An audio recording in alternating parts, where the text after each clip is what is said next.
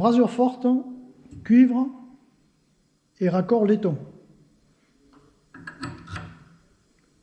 Donc on va connecter les deux ensemble à l'aide de la brasure forte. Donc on va utiliser de la baguette cuprophosphore. Donc celle-ci, c'est un assemblage du cuivre sans décapant. Mais là, on a un raccord laiton. Donc pour le raccord laiton, il va falloir, c'est écrit ici, décapant Castellin 800 ou 808 PF, indispensable sur laiton et bronze.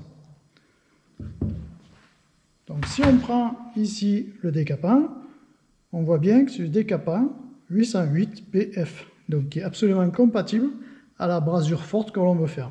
Donc on va mettre un petit peu de décapant sur la souche et on va effectuer notre brasure forte. La baguette que je vais utiliser, c'est entre 700 et 800 degrés. Ça veut dire qu'il y a à peu près 150 degrés d'écart entre la température de fusion du laiton et celui de la baguette. Alors une information importante, le cuivre, la température de fusion du cuivre, c'est 1083 degrés.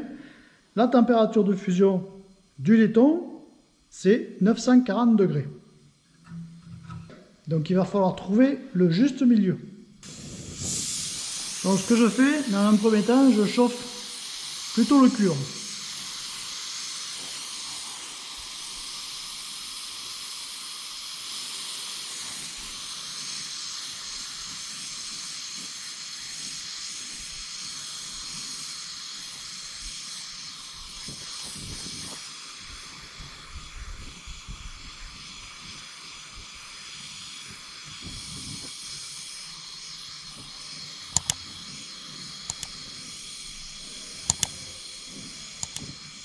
Voilà, je pense que la baguette doit pouvoir fondre.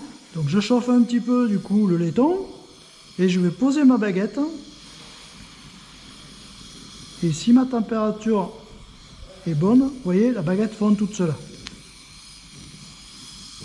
Et je vais amener mon métal d'apport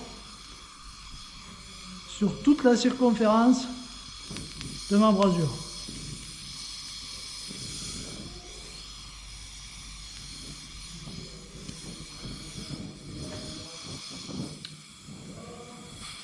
Voilà, ma brasure est faite. Surtout, ne pas attraper avec une pince ici, parce que sinon ça va déformer le filetage.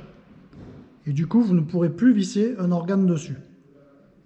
Donc si vous voulez refroidir, on va prendre le tube cuivre avec une pince ici, et aller refroidir, mais ne jamais prendre le raccord avec une pince, ou le faire tomber, ni mettre le raccord dans l'étau pour faire la brasure. Ça va totalement le déformer.